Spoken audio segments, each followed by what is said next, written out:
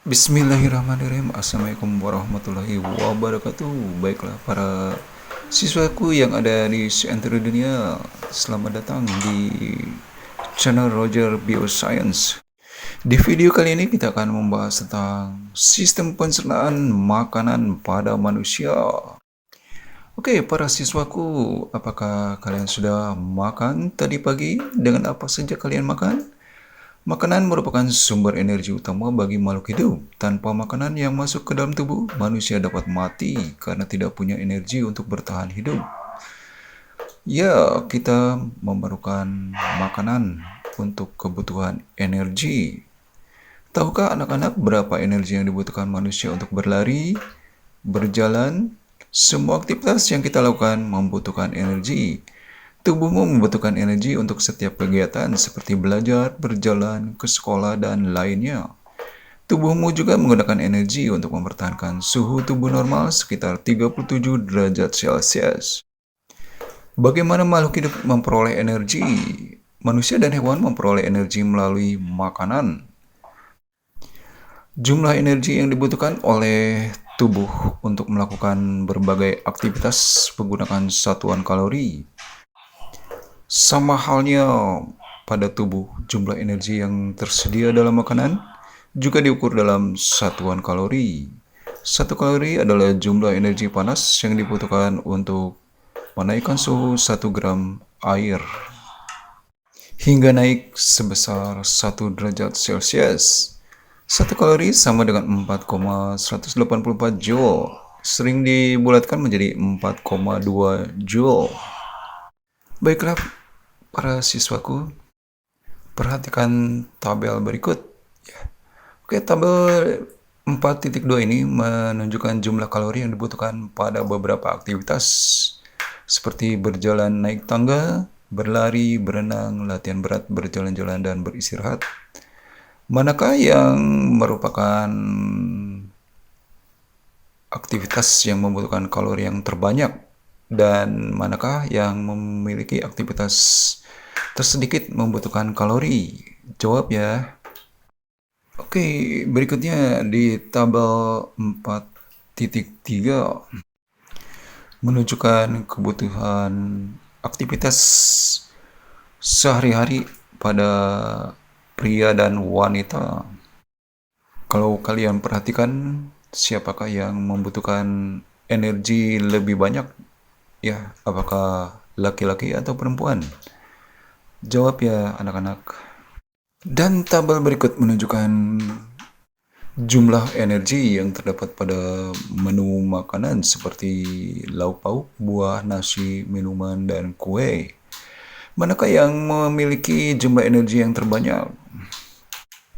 Ya, dan melihat rincian tabel tersebut, kita bisa mengisi rincian daftar makanan yang ada menu makanan kalian sehari-hari. Oke, para siswaku, bahwa perlu kalian ketahui bahwa setiap makanan kemasan harus mencantumkan kandungan energi atau mencantumkan informasi nilai gizi. Oke, para siswaku, apa itu nutrien? Nutrien atau nutrisi adalah zat yang terkandung dalam makanan yang berisi energi ataupun bahan mentah yang dibutuhkan oleh tubuh untuk melakukan seluruh proses penting yang menunjang kehidupan. Makanan yang kamu konsumsi sehari-hari harus mengandung 6 jenis nutrisi, yaitu karbohidrat, lemak, protein, vitamin, mineral, dan air. Karbohidrat, lemak, protein dibutuhkan dalam jumlah yang banyak, sedangkan vitamin dan mineral dibutuhkan tubuh dalam jumlah yang sedikit. Makanan yang mengandung karbohidrat, lemak, protein perlu dicerna atau dipecah terlebih dahulu oleh tubuh, sedangkan air, vitamin, dan mineral dapat diserap langsung oleh sel-sel tubuh. Karbohidrat dibagi dua. Yang pertama, karbohidrat sederhana, biasa kita sebut gula, sumber pendongkrak energi instan. Artinya begitu kalian mengkonsumsi gula, tubuh kalian akan langsung mendapatkan energinya. Yang kedua, karbohidrat kompleks yang memiliki rantai panjang molekul gula. Contoh karbohidrat kompleks adalah pati atau starch. seperti nasi, kentang, ubi, roti, dan jagung.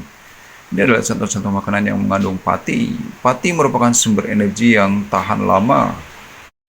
Ya, berikut ini adalah gambar-gambar yang menunjukkan makanan yang banyak mengandung karbohidrat.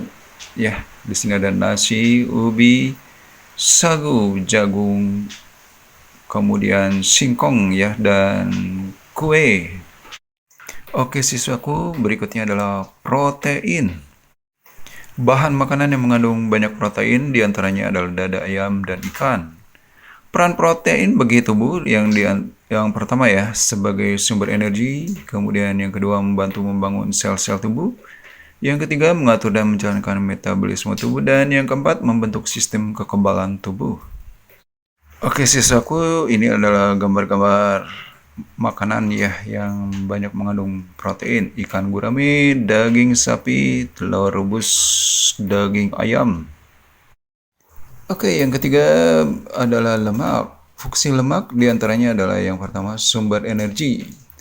1 gram lemak setara dengan 9.000 kalori. Yang kedua pelarut vitamin A, D, E, dan K. Yang ketiga pelindung organ-organ tubuh yang penting. Dan yang keempat pelindung tubuh dari suhu yang rendah. Ya, tipe lemak.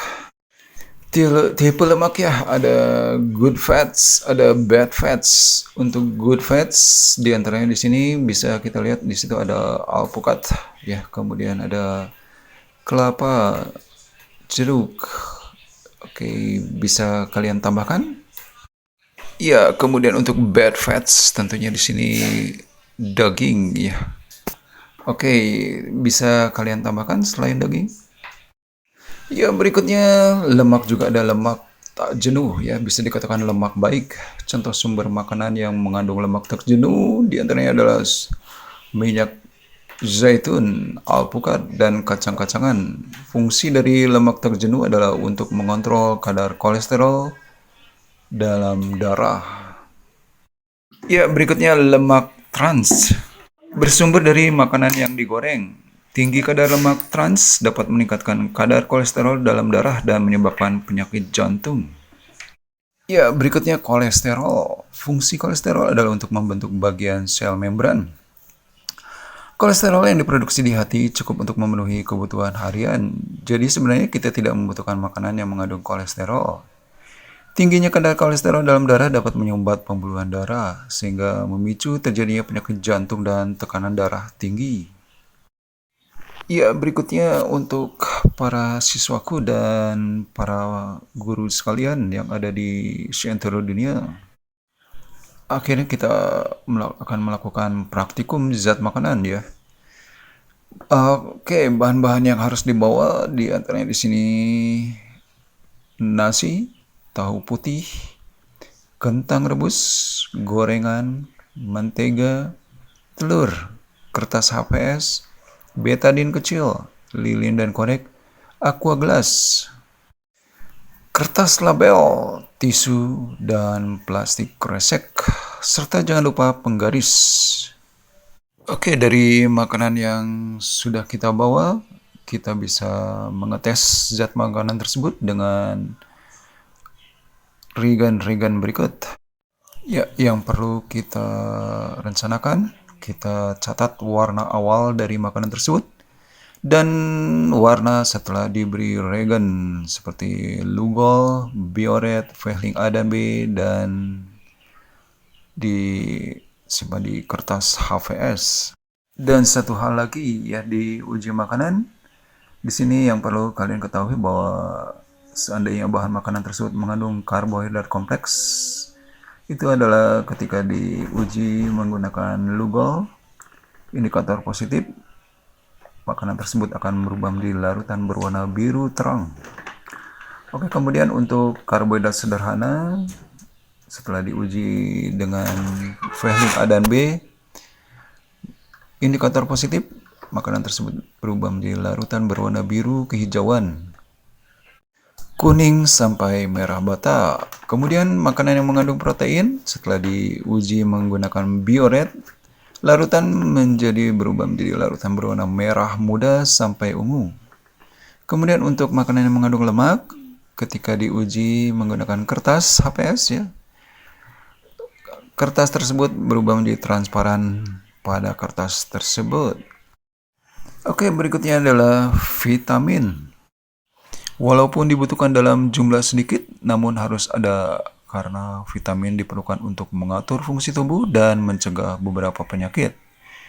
Vitamin dikelompokkan menjadi dua, yaitu vitamin yang larut dalam air, seperti vitamin B dan C, dan vitamin yang larut dalam lemak, seperti A, D, E, dan K, atau disingkat dengan ADEK. Khusus vitamin D dapat terbentuk ketika kulit terkena sinar matahari, karena di dalam tubuh sudah ada provitamin D yang terdapat di bawah kulit. Oke, berikutnya tabel 2.1 sumber makanan dan vitamin yang terkandung di dalamnya. Yang pertama vitamin A, sumbernya di sini ada produk olahan susu, hati, sayuran, buah-buahan. Fungsi dari vitamin A memelihara kesehatan kulit, tulang, gigi, dan rambut, juga membantu penglihatan.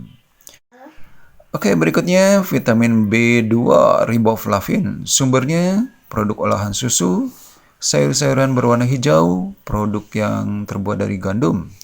Fungsi dari vitamin B2 untuk membantu pertumbuhan secara normal. Berikutnya vitamin D, sumber ikan, telur, hati, terdapat di dalam sel kulit manusia yang terpicu oleh paparan matahari. Fungsi vitamin D memelihara kesehatan kulit dan tulang. Oke, berikutnya vitamin E, sumber minyak sayur, margarin, produk gandum, sayur-sayuran. Fungsi vitamin E membantu memelihara sel darah merah. Kemudian vitamin K terdapat pada sayur-sayuran yang berwarna hijau, susu, hati, dibentuk oleh bakteri di dalam usus.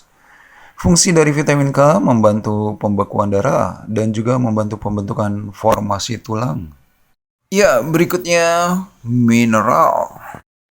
Mineral berfungsi dalam proses pembangunan sel, membantu reaksi kimia tubuh, mengangkut oksigen ke seluruh tubuh, dan pembentukan dan pemeliharaan tulang.